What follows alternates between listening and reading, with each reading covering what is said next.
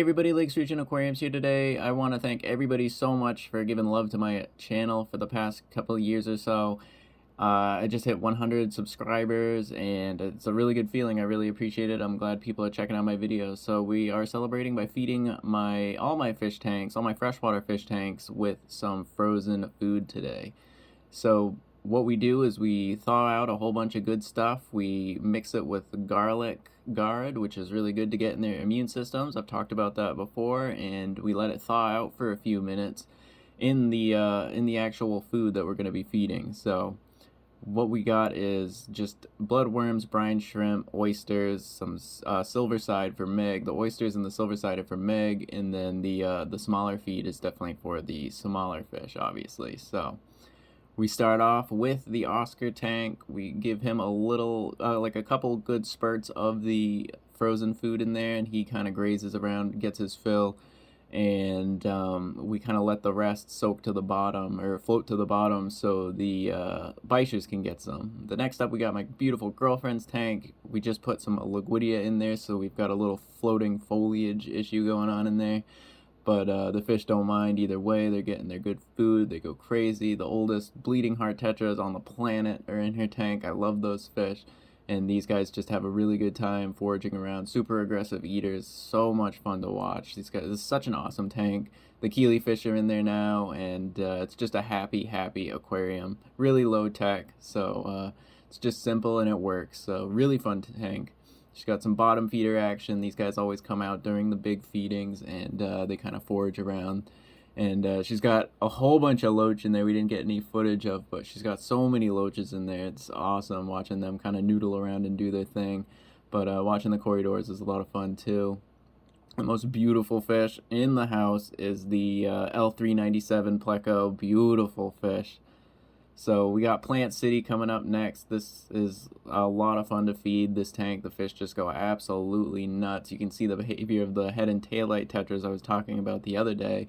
Them just going nuts and turning into piranhas, except they all kind of turn into piranhas when you really look at the tank. But it's such a good feeding. I do this feeding about once a week. It's just a heavy, heavy protein feed.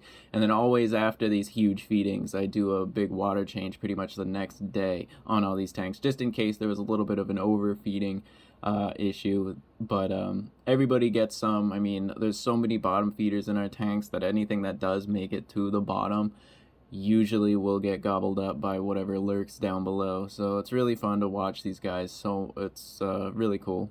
And we got the never before filmed in my tank, the upside down catfish. Rarely makes an appearance. It's so rare you see these fish. I was hoping the banjo cat would come out, but he never did. The hovering zebra loach getting his fill. It's a really cool fish. That's another underrated one I should probably do a video on soon, but he's a really cute, interesting fish. So I wouldn't mind grabbing a few more of those and having them just swim around. They're such an adventurous fish. They're really fun to watch. And we got the yo-yo loach coming out. He always steals the spotlight. These guys go absolutely crazy. They have no chill when it comes to feeding. They just go absolute noodle mode and just go to town on the substrate. So after a while, you can see that all of the food kind of sinks to the bottom, and the bichers are able to just kind of graze around and hunt around. Really cool behavior. I mean, these guys are so much fun to watch. They're one of my favorite fish to kind of watch swim around the aquarium and forage for food. They get along with the Oscar for the most part. They find common ground, and they tend to feed at the same time. Every now and again you'll see a little chase happen, but there's no harm. There's no missing eyeballs or anything like that yet, so that's a good sign for sure.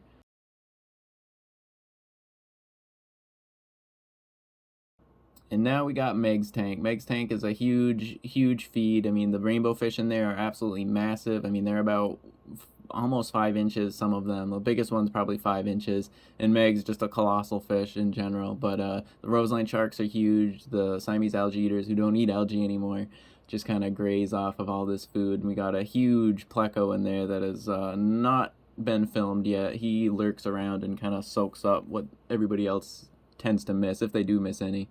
Meg gets her big old oyster shells, the half the oyster shells, and she kind of tears it out of the shell. She likes to do that. She kind of grabs the meat and just pulls like a little dog would. So a lot of fun to feed her. I mean, or him. I've been over that before too, but super cool, super fun. just such a big fish. This really helps. This high protein content really helps her color just explode. Like the next day she'll just be glowing after a heavy protein feed. And again, I do huge water changes after these, and usually the next night they get their frozen unshelled peas just to kind of help flush out their system.